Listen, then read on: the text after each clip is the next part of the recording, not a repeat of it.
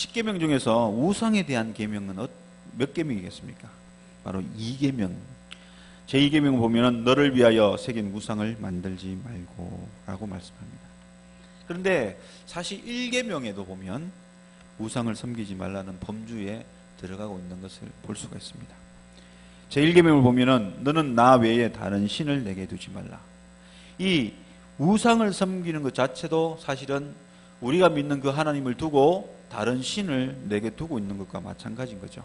그래서 예수 믿는 사람들이 하나님을 섬기면서 우상을 또한 만들어 섬긴다면 나 외에 다른 신을 하나님 옆에 두고 있는 그 모습이 될 수가 있기 때문에 우상을 만들어 섬기지 말라라는 이 의미는 1계명도 포함이 되고 2계명도 포함이 됩니다. 그런데 왜 우상을 섬기지 말라라고 말씀을 하십니까? 그 이유가 뭐겠습니까?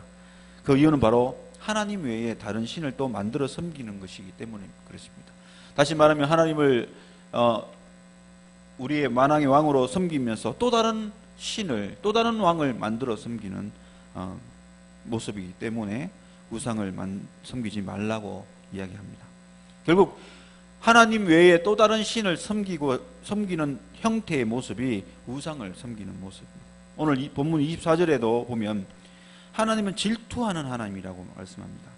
하나님이 아닌 다른 신을 섬긴 것 자체에 대해서 하나님은 질투하시는 하나님입니다. 왜냐하면 하나님은 자기 백성이 하나님만 사랑하기를 원하십니다. 그런데 헛된 신, 가짜 신, 진짜인 양 가짜 신을 섬기는 것은 하나님 앞에 질투를 유발하게 되고 분노를 유발하게 됩니다.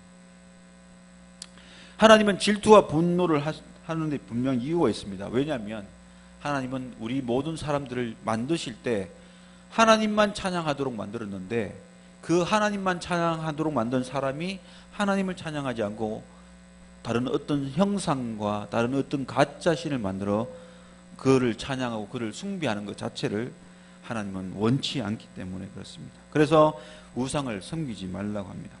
세상에서도 보면 부부가 서로 사랑해서 결혼을 합니다. 그런데 자기 남편을 놔두고 또 자기 아내를 놔두고 제3의 인물을 사랑한다고 해보십시오.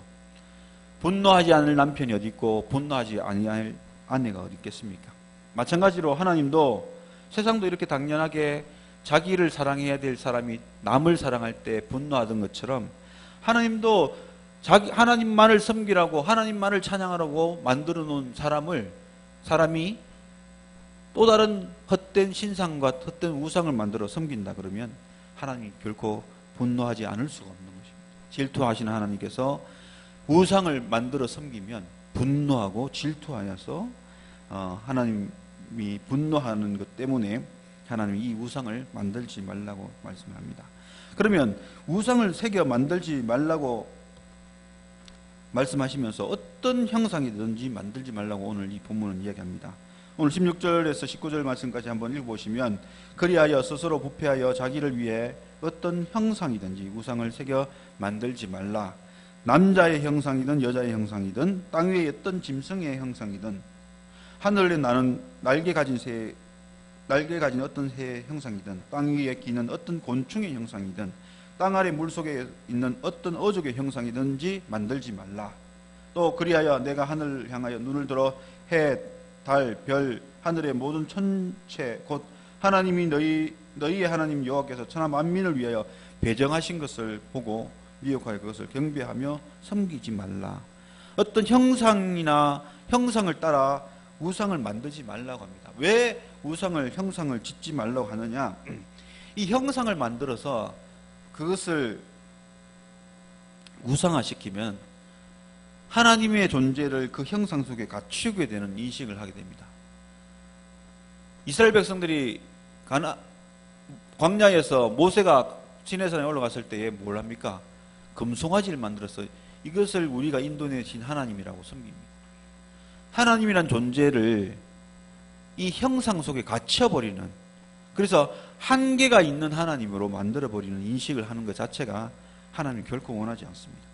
하나님은 뭐 하십니까? 무소부재, 없는 것이 없으신, 모든 것에 편만하신 분이 하나님이신데 형상을 만들어서 거기에 하나님이라고 섬기면 하나님을 그 형상 속에 갇혀버리는 그런 모습이 되어지고, 또 하나님의 존재를 이 피조물화 시킨다는 자체가 신성모독의 모습이 아닐 수가 없습니다. 하나님의 영적인 존재인데, 그래서 보이지도 않지만 없는 곳이 없으신 모든 곳에 계시는 하나님이 한 형상을 하나님으로 여긴다면 그것은 하나님을 온전히 피조물화시키고 한계화시키는 그런 모습이 되기 때문에 하나님 우상을 만들지 말라고 말씀하십니다. 장로교회 합동 측에서도 그래서 십자가를 강대상 뒤편에 걸지 말라고 합니다. 물론 십자가를 보면 사람들이 예수님의 사랑도 생각하고 또 구원의 은혜도 생각하고 또 그 주님께서 우리를 위해서 희생하신 그 놀라운 그 사랑의 결정체라고 생각을 하기도 하지만, 십자가를 자꾸 보다 보면 십자가 자체의 신비로움을 생각하고 거기에 뭔가 있고 거기에 뭔가 능력이 나타나고 거기에 뭔가 힘이 주어진다는 그런 생각들을 하게 될까봐 이런 형상을 걸어두지 말라고 이야기를 합니다. 우리가 어떤 사람들은 뭐 십자가를 붙잡고 기도하고 이런데, 이 십자가 붙잡는다고 기도의 능력이 더해지거나 기도의 힘이 더해지거나 기도의 응답이 주어지는 것은 절대 아닙니다. 그 예수님을 바라보는, 그 예수님의 능력을 의지하는, 그 예수님이 온전히 우리를 회복시키고 치료하고 구원하는 그 믿음을 바라보고 기도해야 하나님의 은혜가 나타나고 능력이 나타나는 것이지, 어떤 형상을 가지거나 형상을 붙든다고 해서 그것이 놀라운 일들을 일어나게 하는 것은 아닙니다. 그래서 우리 장로교는 합동측은 분명히 이 형상이 결국 우리를 미혹시켜서 또 다른 잘못된 인식을 가지게 하기 때문에 결코 형상화시키지 말라고 합니다. 하나님 역시 사람이 죄성을 가지고 있기 때문에 어떤 형상을 가지고 하나님의 존재를 약화시키거나 하나님의 존재를 피조물화시키는 그런 우려를 범할 수 있기 때문에 결코 형상을 원치 않으신 것입니다. 분명히 하나님은 형상화되어 있지 않는 분입니다. 그래서 형상화시키는 것은 하나님 앞에 합당하지 않기 때문에 우상을 만들어 형상화시키는 것은 결코 하나님 기뻐하지 않는 모습입니다. 이렇게 우상을 시키지 말라고 한 이유는 사람 속에는 죄성을 가지고 있기 때문에 죄로 말미암아 일어날 수 있는 많은 빌밀들이 우리에게 형상을 통해서 주어지기 때문에 형상화시키지 말라고 합니다. 예를 들어 보면 천주교에 가보면요, 성모 마리아가 있습니다. 성모 마리아 상을 만들어 놓습니다. 실제로 사람들은 이 성모 마리아 상을 만들어 놓고 그 성모 마리아를 존경하는 의미로 그것을 세워놨지만, 그러나 대부분의 사람들은 그 성모 마리아 생각해서 절합니다. 왜 절하느냐? 예수님의 어머니라고. 예수님을 잉태하고 예수님을 키우고 그 예수님을 성인으로 만든 그런 존재라고 생각해서 마리아상에서 절도 하고 마리아상에서 기도도 합니다. 물론 상징적인 의미로 세워놓은 상이었지만 결국 이것이 바로 우상화되는 조짐으로 바뀌어지는 모습들을 보게 됩니다. 결국 섬김의 대상이 되어버리는 그런 일들을 보게 됩니다. 아무리 많은 사람들이 좋은 의미로 무엇을 만든다 할지라도 그것이 시대가 변화지고 시대가 흘러가게 되면 사람들은 그 죄성을 따라 그것을 형상화시키고 그것을 뭐합니까? 우상화시켜서 그것이 섬김의 대상이 되어버리는 그런 길로 빠져들 확률이 너무나도 높기 때문에 그렇습니다. 그래서 죄성을 가지고 있는 이 사람들 앞에 모든 하나님의 존재를 형상화시킨 것은 결코 하나님이 기뻐하지 않는다는 사실을 우리에게 말씀을 합니다. 그래서 하나님 앞에는 오직 영과 진리로만 예배 드려야 되는 것이지, 형상을 만들어 그 형상하게 절한다는 것은 결코 우상을 섬기며 또 다른 신을 섬기게 되는 우를 범하게 되기 때문에 이 우상을 만들어 섬기는 것을 결코 하나님 원치 않으십니다. 또 하나는 뭐냐면, 우상을 만드는 것은 바로 또 하나의 우상은 뭐냐면 바로 하나님보다 더 살아가는 것을 가지게 되면 이것 또한 우상이 되는 것입니다. 오늘날 시대는 형상을 만들지 않지만 우리들 마음속에 하나님보다 더 사랑시하고 하나님보다 더 우선시하는 일들이 많이 나타나는 것을 봅니다. 그것이 또 다른 우상의 모습이 될 수가 있습니다. 마태복음 10장 37절에 보면 아버지나 어머니를 나보다 더 사랑하는 자는 내게 합당하지 아니하고 아들이나 딸을 나보다 더 사랑하는 자도 내게 합당하지 아니하며 라고 말씀합니다. 결국 하나님보다 더 사랑하는 존재가 있다는 것은 결국 그 존재가 하나님 앞에 우상이 되어진다는 것입니다. 옛날에는 많은 사람들이 형상을 만들어 우상을 만들지만 요즘 이 시대에는 마귀가 오늘 우리들의 마음에 하나님보다 더 사랑하는 무언가를 우리 속에 집어넣어서 그것을 더 사랑하게 해서 그것을 하나님보다 더 앞서고 우선되게 해서 그것이 우상화되어지는 경향이 많이 있는 것을 봅니다. 오늘 우리 시대에도 미디어 시대에 미디어가 우리 우상이 될 수가 있고요. 또 가요가 우리의 우상이 되어질 수가 있습니다.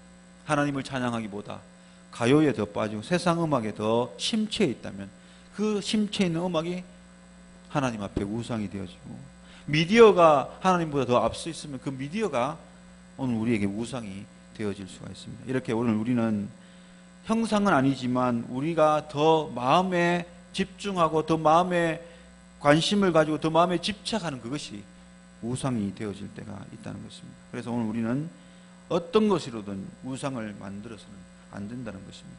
왜냐하면 하나님께서 우리를 만드신 목적이 하나님을 가장 사랑하고 하나님을 위해서 영광을 돌리고 하나님만을 위해서 살아가는 삶이 되어지기를 원하시기 때문에 그렇습니다. 그런데 오늘 본문에서 우상을 만들게 되면 그 결과는 어떻게 되느냐? 24절에서 이야기합니다. 내 하나님 여호와는 소멸하는 불이시요 질투하는 하나님이시라. 내 하나님 여호와는 소멸하는 불이라고 선포하신 이유가 뭐겠습니까? 소멸하는 불이라고 말한 이유가 뭐겠습니까? 그 의미는 바로 우상을 섬기면 소멸하게 하시겠다는 이야기입니다. 바로 우상을 섬김을 통해 하나님은 소멸시킬 수 있다는 것을 우리에게 암시하고 있습니다. 소멸하시는 불이란 것은 우상을 섬길 때는 소멸시키는 그런 일들을 하겠다고 말씀하시는 것과 같은 것입니다.